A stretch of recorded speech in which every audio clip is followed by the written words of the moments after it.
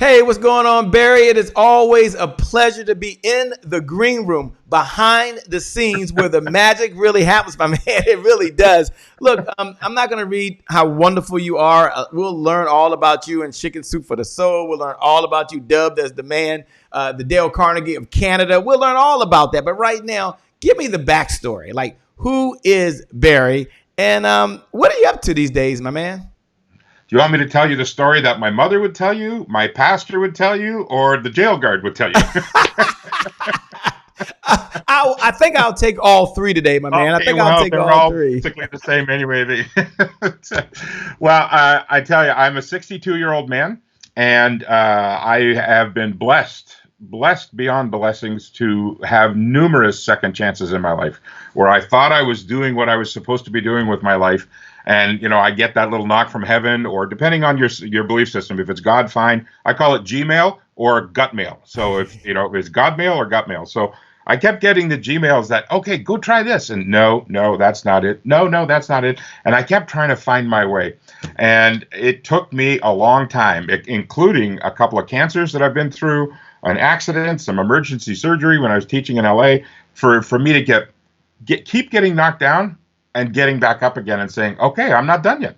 Okay, obviously I got something more to do. And I think I started to grow up. I'm never a grown up because I'm a 62-year-old man, which means I'm still a big kid. Like any man is still a kid, right?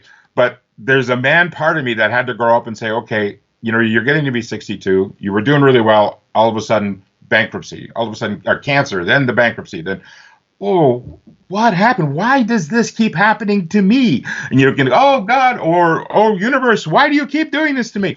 And it's all part of our purpose. That's what I'm figuring out as I go along, is that you take everything that's happened to you, good and bad, okay, and you find the blessed in the mess, or you just celebrate whatever's there and just say, okay, what can I do with this? So it's been a great ride, and now, as they say, now more than ever, wow, this has been a great learning lesson the last 3 weeks locked in at home. Yeah, locked in at home. Well, as they say, the good news is, I heard someone write, the good news is we're not stuck at home, we're safe at home. And I guess that's another way of looking at it. Speaking of safe at home, on this particular episode, you've been through so much as you were sharing. So it sounds like you know a little something about stress, dealing with these times and getting unstuck. What should the folks expect during this conversation that we're going to be having today for those folks that are tuned in? What is the basis of this conversation going to be about? Being unstuck. Talk about that for a minute. Well, the first thing I think we all have to do is I invite you to admit when you're stuck. I mean, to me, the sign of a successful person is someone who tells the truth in the moment. Okay. And then they take actions based on that truth. Actions that are going to uplift everybody instead of denigrate everybody, because there's that time where I'm down, so and he put me there, so I'm going to go get revenge. Nah, it's like, okay, what is this trying to teach me, and how can I help others based on what I've been through? And so again, with all the stuff that I went through, there was some tremendous successes and there was some horrendous failures. I mean, I remember, Jay, when we were little and we were in school, did you have to say the Lord's Prayer in school every day when we were little? Yeah, absolutely. Yeah, we did too. So we don't do that anymore. They just don't do that. But back then, we would sing the national anthem, then we would say the Lord's Prayer. And in America, I know you would do the Pledge of Allegiance. Okay, but in Canada, we would sing the national anthem, say the Lord's Prayer, and saying it over and over and over again. It just became, okay, well, it's part of the things we do. And it was like, okay, give us this day our daily bread and forgive us our trespass. And it's just something like, that's what we say every day. I had no idea what that meant until 2008, when in that 18-month period, we went from tremendous success to I had an accident, bankruptcy, cancer, divorce, employee theft. And while my wife and I stayed best friends throughout all of that. And so when I got out of the hospital, they said, you can't go home alone, because we were living apart at the time. And so Karen said, well, why don't you move back in with us? We'll take care of you. And so here I am. We're running out of money. She's going to the bankruptcy attorney while I'm laying in a cancer hospital bed because it was stage 4 cancer. And they said, get your affairs in order. Now, my defense mechanism is humor. So when the doctor said, get your affairs in order, after I just went, my first response back was, I haven't had any affairs, And the doctor goes, what? That's not funny. And I went, yes, it is, But, here we're going through all that. Karen's going to the office every day, filing our papers, going to the bankruptcy attorney, coming back to me. And then finally, after 6 weeks in the hospital, they said, you can go home, but you can't go home alone. So Karen said, move back in with us. And there was a time where all the money was gone. And all of a sudden that prayer hit me. Give us this day our daily bread. There were 3 times where all we had was Kraft dinner and frozen peas. That's it. But at the end of the day, I said, we ate today. We ate today. Okay, what am I going to do tomorrow? Because a lot of us think, oh, well, unless we have $10 million in the bank, or unless we've got 50,000 gigs lined up, we get all stressed out and say, hey, what do you have to do today in this moment? You will be taken care of. And so for those of us who are suffering all the stress of this moment, all the past, it's not happening to you right now, okay? In this moment, this very moment that you and I are talking, I'm safe. And all of that stuff that happened, in 2008, 2009, it's all been reversed. And just as I got all of the reversal, then all of a sudden, okay, and by the way, the marriage still together after 40 years. That's kind of cool. Wow. And in 2016, after all that, we're starting to get back on track. The doctor calls again, say, Barry, you've got cancer again. And it required emergency surgery. And it was like, what? Now, instead of going, oh, why are you doing this to me? Or why is this happening? I went, whoa. I cried. I went, not again. Okay. And I went, what was my role in getting that cancer again? Because, God didn't give me cancer. The universe didn't give me cancer. I had a role to play in that. And it was like, how did I? Well, I was still stressed out. I was eating too much. I ballooned up to 432 pounds. And it was like, nobody else is doing that to me. It's not the prime minister. It's not the president. It's not the mayor. It's not my competition. It's me who's shoving the food down my mouth to handle all the stuff that I'm not dealing with. So let's just be flat out honest and take responsibility for what's going on. So that's where we are right now, and say, you know what? Life started to change around again after 2016. Things are going great again. And all of a sudden we get hit by this virus. It's like we're learning our ABCs all over again. Now we're going through anxiety. We're battling for toilet paper. We've got the coronavirus, depression. And, it's like people are getting exasperated. So we need to find a new ABC. Yeah. Yeah, new ABC. Take a moment and talk about the power of taking responsibility. I mean, you mentioned that, and I haven't been through some challenges myself in life. It's hard to do that. I mean, it's easy to say, but it's hard to be the one to take responsibility. It seems like it's much easier to kind of push it off somewhere else. Take a moment just to talk about taking responsibility for actions when things happen to you that you caused the stress. Well, that's a cool. Like later on, we're going to talk about the formula for handling multiple priority. But I'll just give you a little hint on it now. The first one is surrender. Okay, to what is. Just don't surrender like I give up, but surrender to the truth. And since you asked the question, the A in salad, it's the salad formula. The first A stands for acknowledge my role in it. While it would be easy to say, oh, it's everybody else's fault. So in particular, like I said, my ABCs were accident, bankruptcy, cancer, divorce, employee theft. Okay. So the accident was a situation where I had to go to an industrial complex in my hometown. And as I was leaving the industrial complex, they had welded steel stairs filled with concrete. Okay. And if you were walking up the stairs, they were the kind of stairs that you could see through them. So, pretty sturdy. But as I'm leaving the building, I'm coming down these welded steel stairs filled with concrete, and the stairs gave way and I crashed through them. It rendered me hard to walk, and I was limping for a couple of years. But they blamed me, even though they were welded steel stairs filled with concrete, and they were like 30-year-old stairs, and the rust had got. But they blamed me because I was morbidly obese.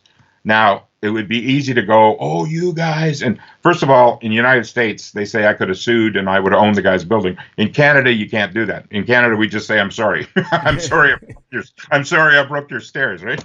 Right. But we're not allowed to sue for that kind of stuff, like for big and multi-millions. So they said, well, we'll give you $1,800. And it was like, what? And I was off work for a while, and it was like, but when I really take it all down to, you could make a case like they're evil and but when you strip away all that, and maybe all that's true, the truth was I was 432 pounds. People were going up and down those stairs all day long and not crashing through the stairs. Okay, now I know the stairs should have been safe, and people say, "Oh, you're in denial." No, I'm taking responsibility. I was 432 pounds. Nobody else crashed through those stairs. Okay, well, Barry, you were the straw that broke the camel's back. They should pay. No. Yes. I was 432 pounds. It was me. It was me who, when the competitors stole $400,000 from us, okay, it was like, I let him do it. It was me. When it happened, it was me. I've never drank in my life. I've never done drugs in my life, but my drug of choice was food. And so, I feel sorry for myself. Let's go eat and eat $400,000 worth. Okay. Or I'm happy. Let's go eat. And it's what a drug dealer does. It's what an alcoholic does. It's like that's what I did. And I just numbed my pain with food. $400,000 worth of food. And ultimately, when we went bankrupt for $782,000. I had 16 credit cards that were a total of $272,000 worth of credit card debt. And I couldn't pay it back. And then inevitably comes the shame. And it's like, I told the credit card companies, I told all these people that I was going to pay them back. And now that I can't. I mean, that's embarrassing, but it's shame-filled. And I always say that shame could stand for secretly hiding a monstrous experience. And what was I secretly hiding? Well, of course you're going to feel shame if you can't pay people back. But if I'm really taking full responsibility, what's behind the shame? Where did that come from? Why couldn't I pay them back? Well, one of the things was, Che, if I ask you for money, you won't love me.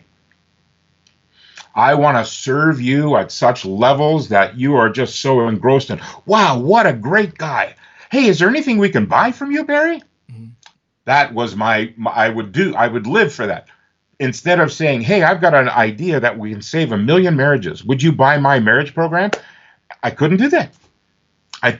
Because you might not love me. Here's the deal. You might not like me. But in my seminars, I would say, you know what? Like is a socially acceptable word for a 4-letter word you can't say in seminars. You won't love me. Oh, I figured, okay, all of my life I was, okay, well, there's joy and there's rejection. And if I ask you for money and you say, no, that's rejection, so there's no joy. So I'm not even going to ask. So I developed a strategy my whole life was, let's just serve above and beyond so that they'll beg to give you money. Well, that worked a little bit, but it was stupid and it was immature. And again, when you want to start healing again and you want to cure that shame, you have to take the responsibility and get right back down to the rock bottom truth. As we continue on, this is great, man. We're just rolling right into it. You're so authentic. One of the things that I admire most about you is that you're so authentic. You share the real story, but you share the lessons behind it as well. Before we continue on, let's just take a moment and acknowledge Joseph Stetter, one of the individuals that connected you and I together. And then when he was sharing with me where your heart was, and he was sharing with me the challenge you've been through, I thought now more than ever was the right time to share your message with the whole world. My question to you, talk about the power of collaboration, the power of working together. Joseph Stetter, who may be watching right now, want to thank him so much. He didn't ask for anything. He just said, how can I best help serve? And Joseph, we appreciate it. So we want to acknowledge Joseph for connecting us together. Joseph is amazing.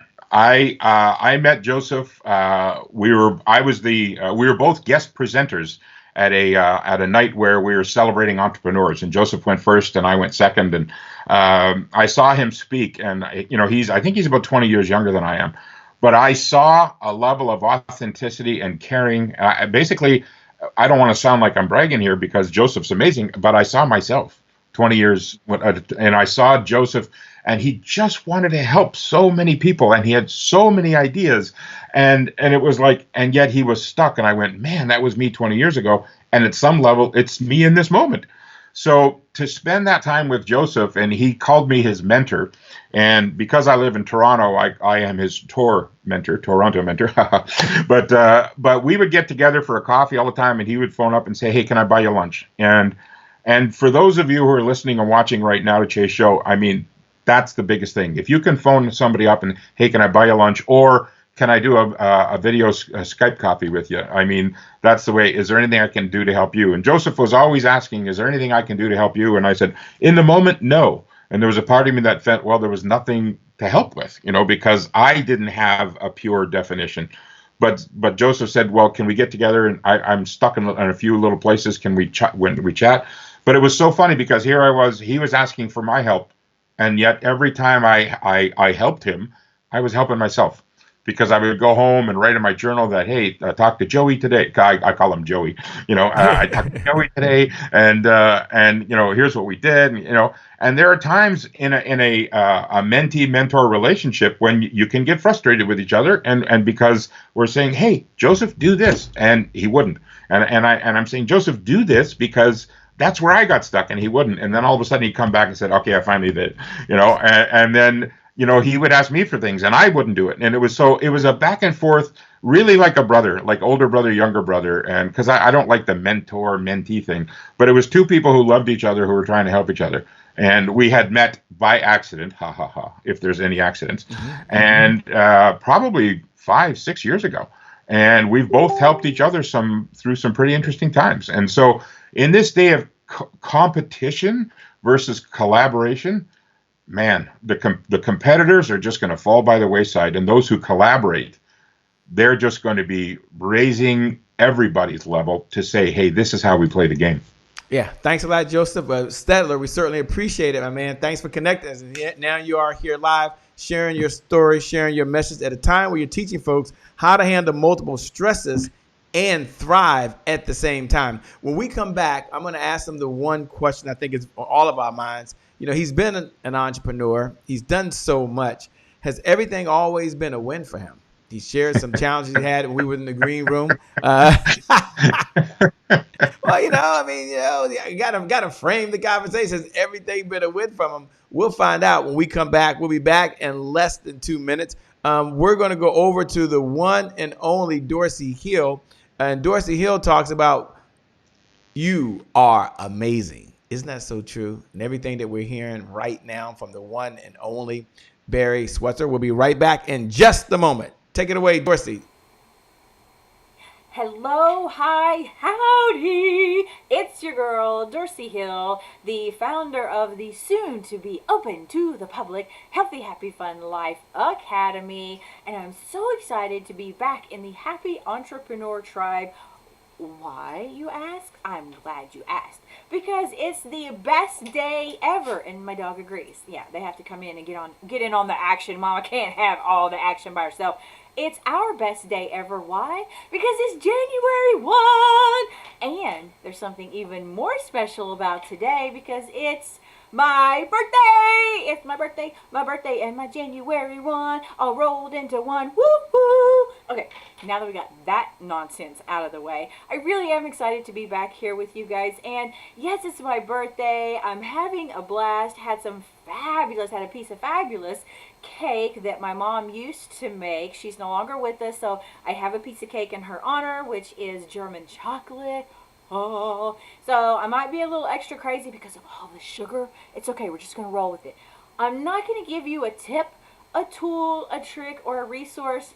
All I'm going to do is give you a gift from me to you on my birthday and just remind you that you are amazing. You're doing a great job. And I know you don't hear that often, and you probably don't tell yourself that. So my gift to you on my birthday is to remind you that you're awesome, you're amazing, you're doing a fabulous job because let's face it, not everyone has the wherewithal, the stamina, even the want to start a business, keep it going no matter what, and to make it something amazing. And you are doing it. I think you guys are amazing and you need to know that. So that's my gift to you on my birthday. Remember, you're amazing. And you can save this part of the video. Let's not tell Shay. You don't have to watch all the rest of the video except this one. Save this part, okay? Shh, don't tell Shay. Anyway, you can save this and remind yourself that you are amazing. You're doing a great job, and I'm super excited to be here with you. And as always, my wish for each and every one of you is that you're happy, you're healthy, and having a ton of fun in this life and business that you're creating. My biggest Texas love and hugs to each and every one of you on the best day ever. Celebrate. Mwah! I'll see you later.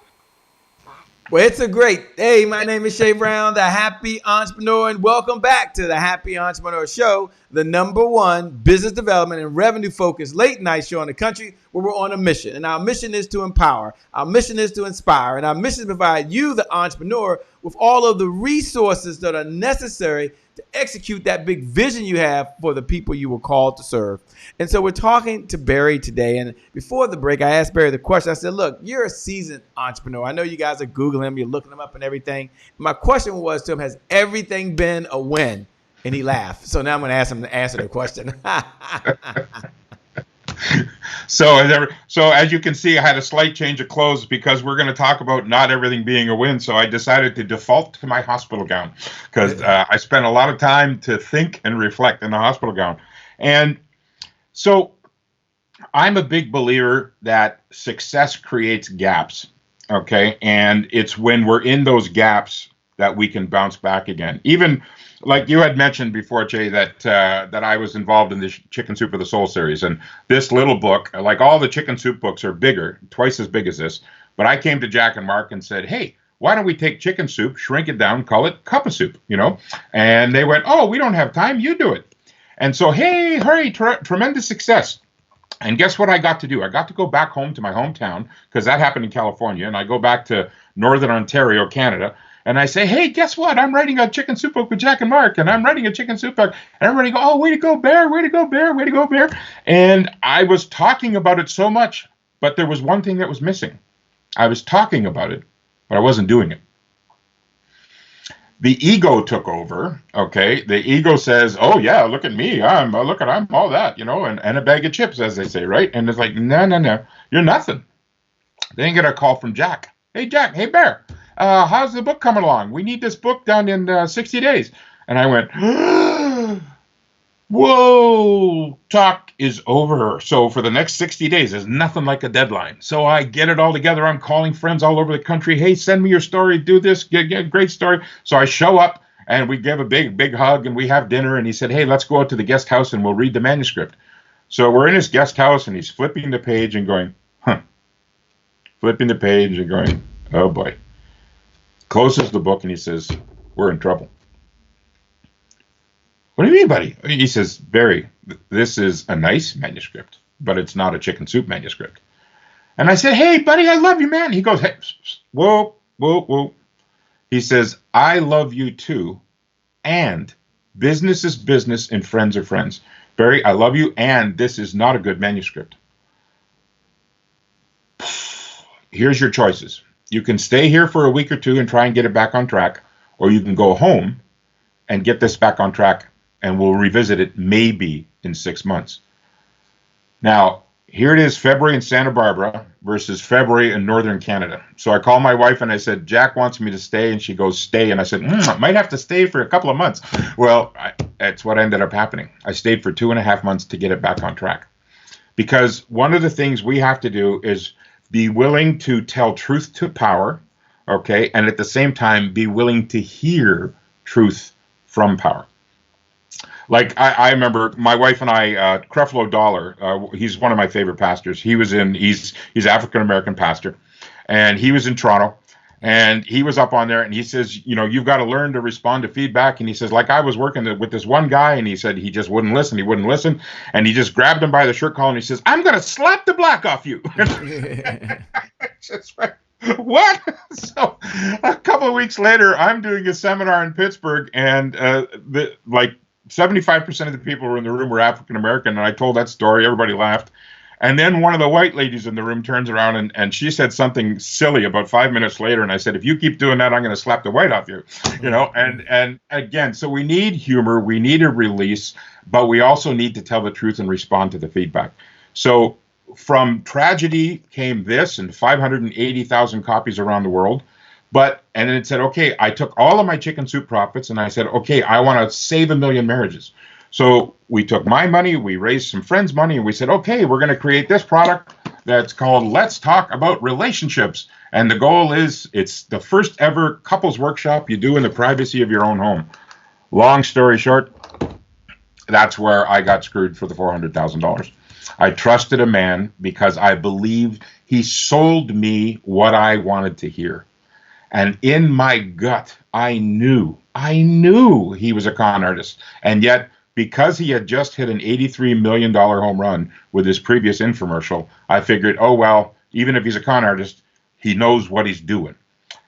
So I send him the copy. He says, fly down to LA. We go out to dinner with his wife and him. And his wife was a devout God person, and he didn't think God existed at all. So, you know, they had battles there. But anyway, he goes to the men's room. So I'm talking to his wife, and I said, thank you so much for listening to Let's Talk, the first part of it. And this is great. And, you know, because he told me that you went through the first CD just to see if it worked. And she looked at me and she said, what's Let's Talk? And I went, uh-oh.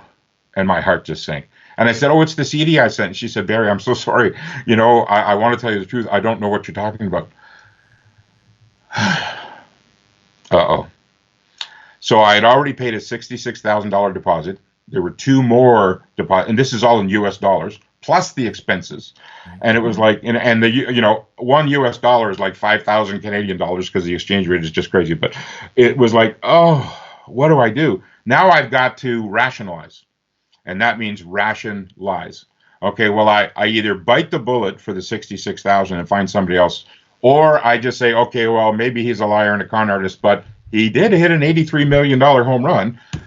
Again, I was rationalizing. And it turns out we went through, and it turns out that even though I tested this product on 7,000 people with great reviews, we sold 3. Because he put it with a wrong network. He put it on the same calling system that they were doing the cybersonic toothbrush, you know, and my investors were calling in to order it and being put on hold for 18 minutes. And it's like, we sold 3. The guy packed up his tent and left. And I just said, well, you promised you would do. He said, yeah, but that was a verbal promise, so sue me. So, trying to find the bless in the mess after the tears, and after writing a very humbling letter to the investors saying, this is what happened, it's my fault. It's easy to blame him, but it was my fault. We figured, what's the better way to do that? So guess what? Then we figured out a new way to do it, and now the product's back on track again, and now we can put it online. But it you know, success is not a straight line to the top. If it is for some people, boy, tell me the system and we'll buy in. But that's the challenge there, is everybody says they have a straight line system to success, and I don't think there is one. So we've got to learn, and there's an F word that we all have to learn, and it's not the F word that a lot of people think of. It's forgive. We have to learn to forgive others, and we have to learn to forgive ourselves for the screw-ups we've made. So well said, man. You talked about that. Well, then the reduced stress, is there, let me ask a question. What happened? How did you come back from it? You gave us a little bit of it at the end, and I think you mentioned that you were able to, the product was able to be put online. What else did you do in order to bounce back from that type of setback? Was there anything else that you had to do in line?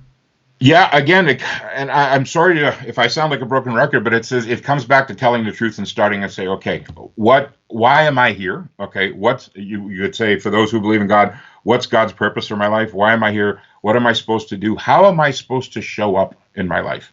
Okay, and there's a really, all the great movie lines of, you know, you had me at hello, and, you know, there's a failure to communicate. There's a great movie line from the movie The Notebook, where the two of them fall in love and they separate and they get back together.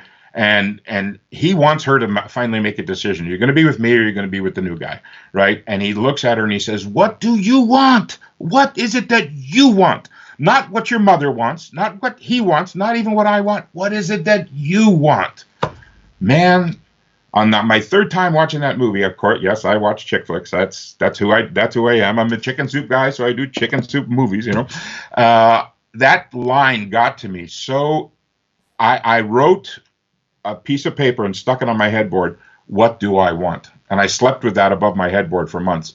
And then for me, again, being a God guy, I went to sleep and said a prayer one night, and it said, who cares what you want? Oh. And it's like, what does he want for me? Or if you're not a God person, what does the universe want for you? How are you supposed to show up? You're supposed to show up in your full, authentic self and say, this is who I am. This is who God meant me to be. This is who the universe meant me to be. And ultimately, you know what? You can get rid of this gown anymore, and you don't have to rely on the crutch because the accident's been healed, the bankruptcy's gone, the cancer's gone twice, because when you start focusing in on who you are and what you're meant to be and how you're supposed to serve, that's the cool part, because you get to try again. So well said. I love that. Question for you. Is there a formula? And you started it earlier, but I'm going to frame the question for those folks that are just tuning in. Is there a formula to juggle multiple stresses that are out there that you would recommend to us and all of the viewers? Yeah. I had the honor of presenting to 200 state police officers. And when they saw my cancer dance book, okay, that's me on the front cover in the hospital gown, okay, and with an IV pole crossing the busiest street in Toronto. They read the book and they heard about accident, bankruptcy, cancer, divorce, and it was like, oh, yeah, we kind of deal with multiple stresses as police officers. Can you come talk to us? And I said, sure. And I had them for 2 hours, and I walked in the room, and I saw 200 police officers, male and female, and they're all carrying guns. And my first thought was, I better be good. So I did a closed-eye visualization. When they woke up, I was dressed in the hospital gown, and everybody just went, what's with that? And I said, look, you guys got guns. I know I'm a big man. I'm a big target. So I know I got to give you the truth.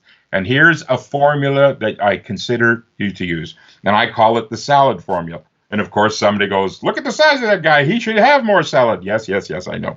Okay, so the first S, there's only one S in salad. Okay, the S in salad stands for surrender to what is. So in my case, accident, bankruptcy, cancer, divorce, yes, all of those things are true. So surrender to the truth of the moment. Okay, like I said, you're not giving up. You're not giving a white flag, because a lot of people think surrender is mean wave the flag. So yes, those were all true in that moment.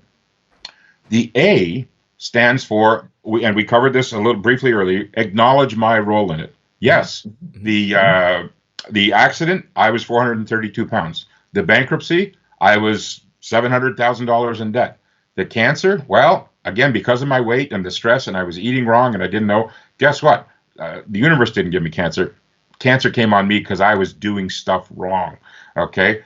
Then, so I said, okay, the divorce, well, my wife came to me and said, I still love you, but I don't want to be married anymore. I think the stress that I was putting us under financially, because of my inability to say, would you please buy this for me? It's $12. Would you please buy this from me? It's $149. I couldn't. And that stress caused us financial stress and hardship. And I think that stress got to Karen as well. Okay. And then the employee theft, I had an employee walking around selling advertising and saying, oh, Barry's my best friend. So just write the check payable to me and I'll pass it over to Barry. And people, because it was a small town and people knew that, and he kept all the money. And I knew he was a con artist, and yet I hired him anyway because I didn't want to be alone. So acknowledging my role in it. So now those are the two biggest things. Okay, surrender, acknowledge. Now what do I do? If I stand in the middle of all that and I'm surrounded by accident, bankruptcy, cancer, divorce, you can go insane. You feel like you're being ganged up on. So I came up, in an answer to a prayer, I came up with an idea. So yes, all of those things exist and they're surrounding me. What if I could just look at it differently and say, in this moment, what is the most important thing for me to deal with? Obviously, it was the cancer. So I said, cancer, You go right here. Okay. And then the next, so the L in salad means line them up.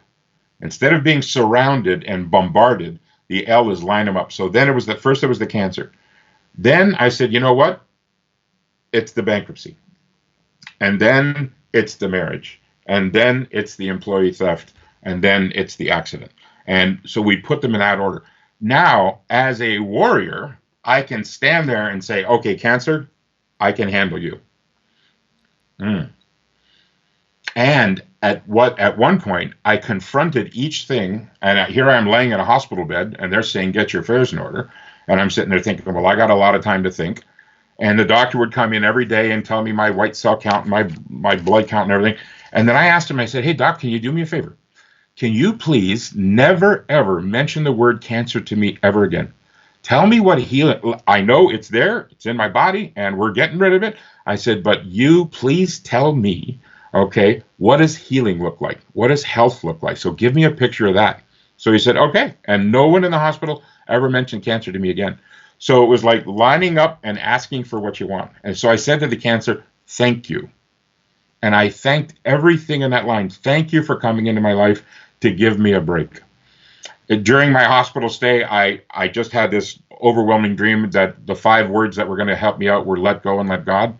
And it was like I woke up in the middle of a dream. Geez, I'm getting goosebumps telling you now. So I let go and let God over my health, let go and let God over my finances, let go and let God over my marriage, let go and let God over the stealing and the accident. And all of a sudden, things started to line up. So we dealt with the cancer. We thanked that. We thanked the bankruptcy. Thank you for giving me a respite. Thank you for giving me a break where I don't feel the pressure of having to pay back $780,000 every day. I even thank my wife for thank you for giving me a wake-up call and saying, I know it was my doing that caused all this. So that in the line them up and thank them part, okay? When I got to the second day in salad, the police officers, some of them started crying. The second A in salad stands for ask for help. Because as a police officer, especially a police officer, you've got a gun, you've got a badge, and you're supposed to be tough. And in the old days, it was a sign of weakness to ask for help. In the new days, especially now, 2020, you got to ask for help. You got to, hey, can you go to the store and get me some milk? While you're at the store, can you get me some milk and some toilet? I mean, the simple things. And when we learn to ask in the simple things, we can ask for the bigger things. And so some of the police, I actually heard, like, it's okay to ask for help. Yeah, it is. And then the D was a magic thing because it was do something, do anything. Because some people say, well, you know, Mars is rising in Jupiter right now, so I can't do anything. Or some people wait for 12 white doves to fly over their house in the sign of a cross. Or, you know what, I'll wait till this is done and then I'll do that. No, do something.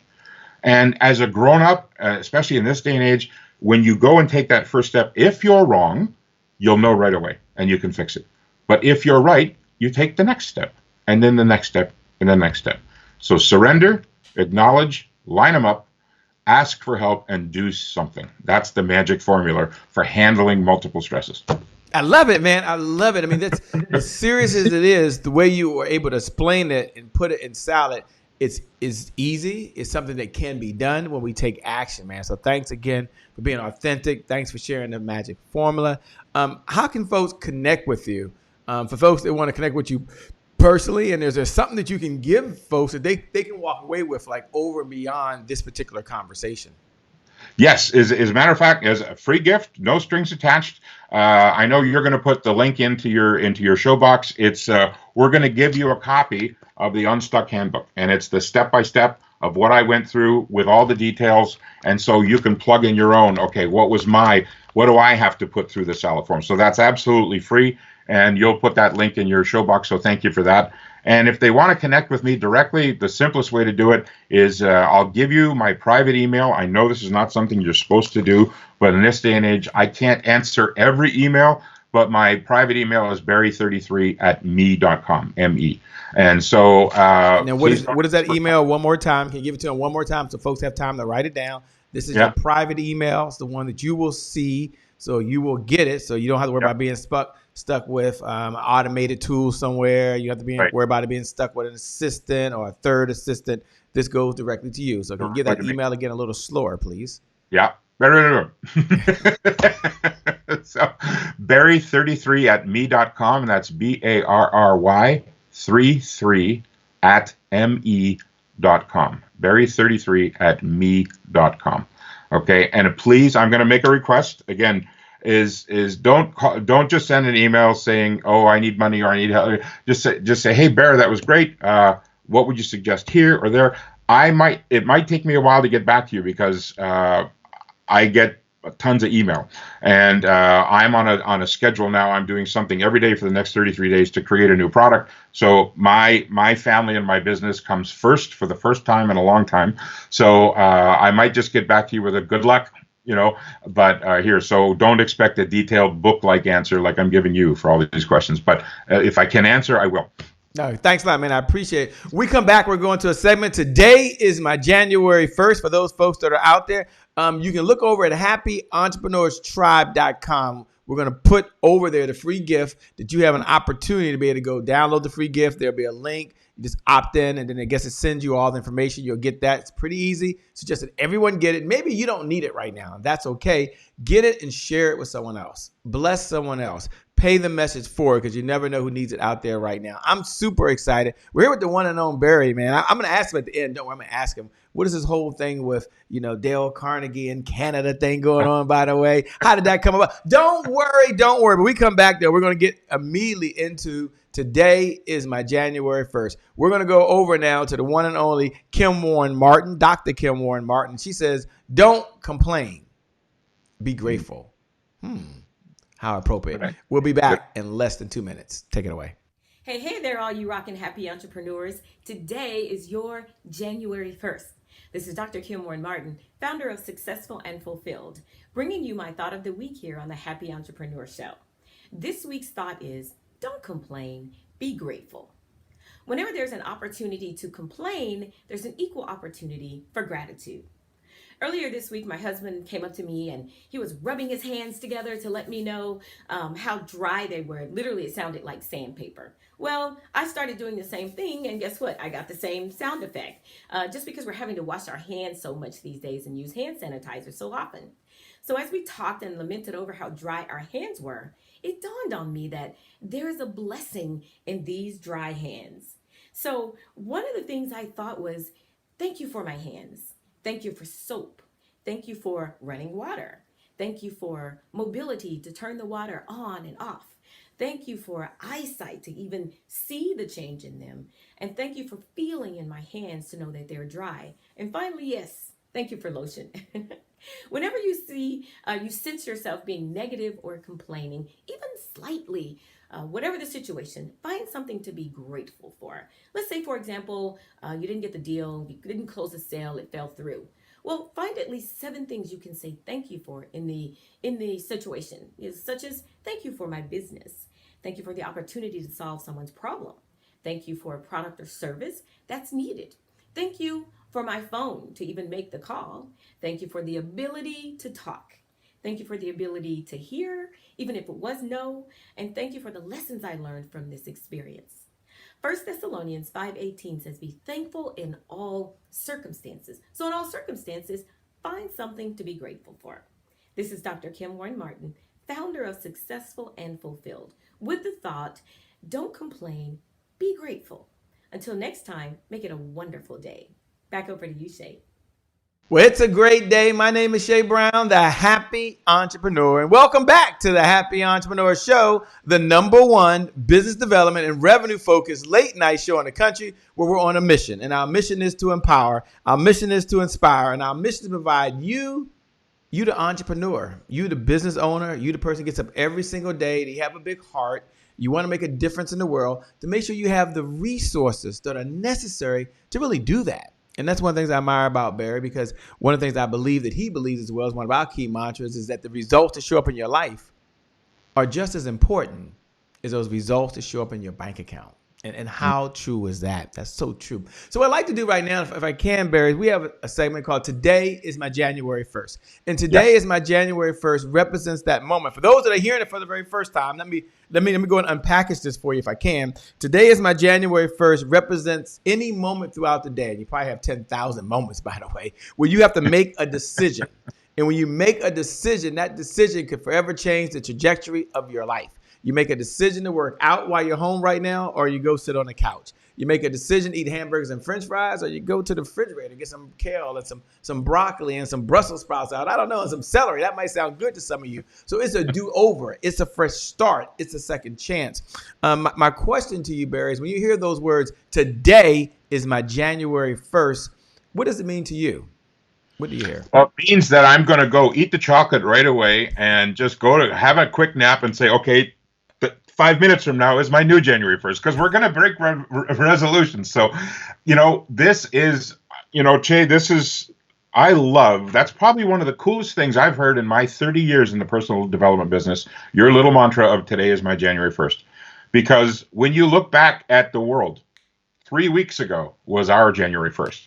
I mean, it was amazing that we got a total reset. And here I am. For 2 years, I've been working on my life's work, my brand new book. Okay, I'm not done yet. Okay, everyone deserves an encore. And then the second subtitle is How to Come One Step Closer to God. It took me 2 years. There were hurdles and everything like that.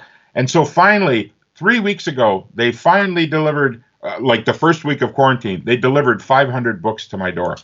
And I went, I can't do anything with them. I can't do that. So how do I get a new January 1st? How do I start again knowing that I'm now sleeping with 500 books? It's like, and they're not comfortable to sleep on. And then I said, Heavenly Father, what do I do? How do I have my January 1st for this? What can I do to support my people? And what immediately came back in the Gmail is, Barry, this book is all about helping people. Why don't you just help them? So I made a decision that starting April 1st, that I was going to take one, because there's 33 stories in here. There's also 33 questions that you can ask yourself to find your purpose and how are you going to serve. And there's also 33 instances where I kind of sort of knew that was a God moment, right? But so I said, you know what? I'm going to take those 33 stories and I'm going to post one a day on my Facebook page. And so April 1st was about this. And the response that I got, I told people about it 2 days in advance.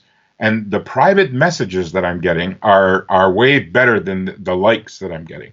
People from my past come like, I'm saying, Barry, I can't believe you told that story. I can't believe you told about, because yesterday's story about who is your Goliath, and to go searching for your Goliath. So I just said, okay, that's my answer. My January 1st is I'm just going to give it away, because right now we're in a give economy, right? But because we are business people, about 2 days in, I got this major Gmail and said, Barry, why don't you do a segment every day, the story behind the story? Because I'm telling the story from the book, but every time you tell a story, there's much more behind it. And do it for business people, and do it for anybody who's stuck or wants to find a new purpose. And so that's what I'm doing. So I'll record in my dining room the story of the day. And then I come to my office and do the story behind the story. And now what I'm going to do is I'm going to package that. And then sometime in May or whatever, I'm going to sell that. So I'm telling this as not to sell it, because we don't even have a link for it. But I'm telling that this is the Happy Entrepreneur Show, is how do you find the bless in the mess? How do you give right now? How do you give to your audience? And so then I'll go live with that product in a month and a half or so and say, hey, here's the video every day that was free. Here's the story behind the story. And here's the detailed assignment that you can do to move towards your God-given purpose or what the universe put you here to do. So if this is your January 1st, go for it and just get clear on your vision and play with whoever shows up. Okay? Because that's what you got to do. Because this reset, and here's a really cool thing. I was teaching one day at this entrepreneurship seminar that I'd been there for 10 years, and Jack Canfield and Mark Victor Hansen helped found it, and then they got busy, so I carried it on. In 68 weeks, I hopped on a plane and over 10 years, and went down to California and helped, and they wanted me to teach a lesson on team. And then once the Gmail came through, if it's not my genius, it's not my job. And people go, oh, that's a mantra. One day the lady says to me, Barry, what's genius? And I went, whoa, what is genius? Because you would think it's obvious, right? Oh, well, if I'm not good. And then it hit me. I said, hang on, I know this is important to you, just a second. And I said, write this down, Jessica. And I said, there was 400 people in the room. I said, genius, Genius. And I'll give you 2 ways. Okay, God expressing new ideas using self. And if you're not a God person, greatness expressing new ideas using self. You know you're in your genius when new ideas are coming to you and through you and flowing out to you and just sharing it with the world, because if it's not my genius, it's not my job. And I'm learning how to delegate, and I'm learning how to say, okay, the cover of this new book, I can't do that. I've got to send it out to a cover designer, and whether you want to use Fiverr or Cover Lovers or whatever you want to use, but just let everybody celebrate their genius, and that's where we get into that cooperation mode. You do your genius, I do mine, and everybody starts to win and say, hey, this is pretty cool, and this is how we're going to come out of it. No, you're fine. You're doing perfect. I love it, man. I love what you're saying. Thanks so much. Today is indeed your January 1st. You're rocking out. We're going to move right into a segment that's called Rapid Fire, by the way. And I love Rapid Fire because it's an opportunity for me to ask whatever question. Well, let me do this first. When you talk about today as your January 1st, let me slow down and then we'll speed up. Take a moment to kind of talk through, if you would, the power of consistency. Because there's so many folks right now that are excited. They're saying, today is my January 1st. Yes, today I'm going to write that book. Yes, today I'm going to start working out. Yes, today I'm going to work on my relationships. Just like back on December 31st, after a couple of drinks on the back of a napkin, they wrote down their resolutions. And for whatever reason, they fell off track. Take a moment and talk about the power of consistency, and how do you suggest to your clients and friends how they remain consistent? Oh, that is such a brilliant question, because consistency can only happen in partnership.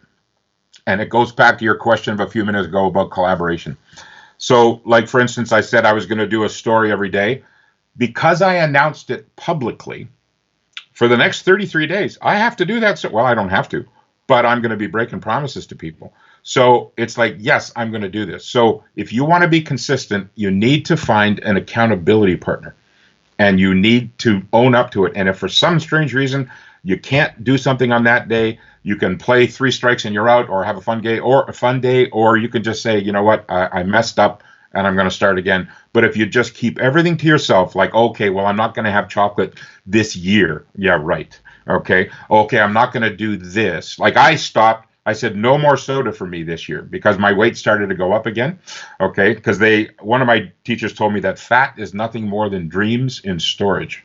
You know, and I said, well, maybe it's faith in storage. And as I released my faith, I released my dreams, and I released the weight. So I encourage everybody to be consistent. Just do one thing. Jack and Mark at the chicken soup level, they taught us do 5 things every day. Well, sometimes when you're in overwhelm, it's hard to do 5 things. So if you could just do one and keep that promise to yourself, I will do one thing today, just one. And when the yogurt hits the fan and all the enemies and all the weird things come against you, you can say, you know what, I just have to do that one. I can forgive myself if I miss everything else, but I promised I would do this one. And if you blow that, guess what? Tomorrow's your January 1st again.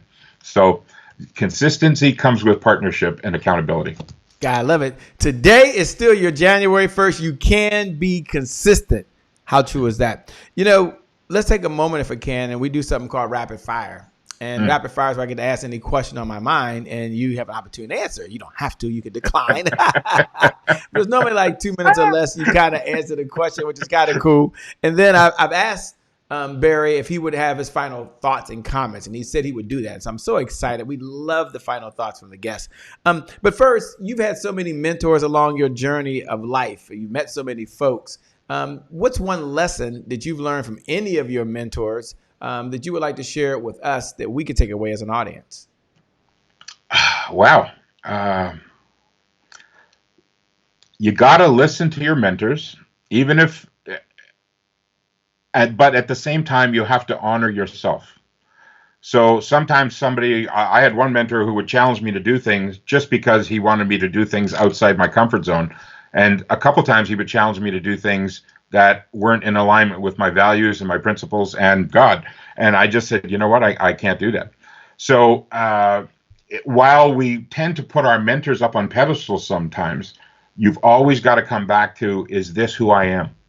And if you're just rejecting a mentor's advice because, oh, well, I don't want to do it, or it's going to make me look silly, then you don't need that mentor because you're not listening to them anyway. So take responsibility. But if it comes down to they tell you to do something and it's against your values, then don't do it. Okay. So because your mentor then will become a tormentor, right? So, but I've been blessed to have Jack and Mark and Bernie Dorman and Bob Proctor and all these guys as my mentors. And at the same time, if I didn't perform, I was dismissed. And that's not to say they're bad people. It's just say, Barry, I've been telling you to do this and you're not doing it. So I don't want to play with you anymore. Now that didn't happen with everybody, but it happened with a couple of them. And it's the same thing when you're out there. Is the mark of a successful person is someone who could give themselves a command and act on it. So wouldn't it be cool if you could become your own mentor, but at the same time, listen to Che Brown, the happy entrepreneur, and listen to all the people who are making you think that this is awesome. I can do this. Okay. Again, and the number one rule for anything is to show up. Once you've decided what your vision is and you're playing with whoever shows up, you have to show up. Okay. People often ask, how did I get involved with the chicken soup? I showed up and I helped Jack, even though I lived in Northern Canada and Jack was in Malibu and Santa Barbara. And I would show up every year and volunteer at the back of the room. And then one day I said, hey, why not take chicken soup, shrink it down, call it a cup of soup? You go do it. And all of a sudden, one day, as chicken soup took off, Jack found that I was a pretty goofy speaker. I was, I told the truth and I was goofy. And he started getting bookings and he couldn't handle them. And they said, well, tell him to call Barry. And all of a sudden, I became the other chicken soup guy. And it was like, what a blessing. But why? You got to show up. And ultimately, you have to show up for yourself and your dreams. That is so true. Thanks a lot for sharing, man. I appreciate that. So well said. Why do you still do this? I mean, why do you still, do these type of interviews? I mean, you didn't ask for a Cash App payment. There wasn't a Zelly payment. It wasn't a check. But you said, I'm there. You could be spending time with your family, with your wife. You could be working on other projects. Why do you still do this, man? Well, the honest answer is I'm supposed to. Mm-hmm. Again, to go back to the title of my book, I'm not done yet. Okay. And in the spirit of collaboration, you are such a. Mm-hmm.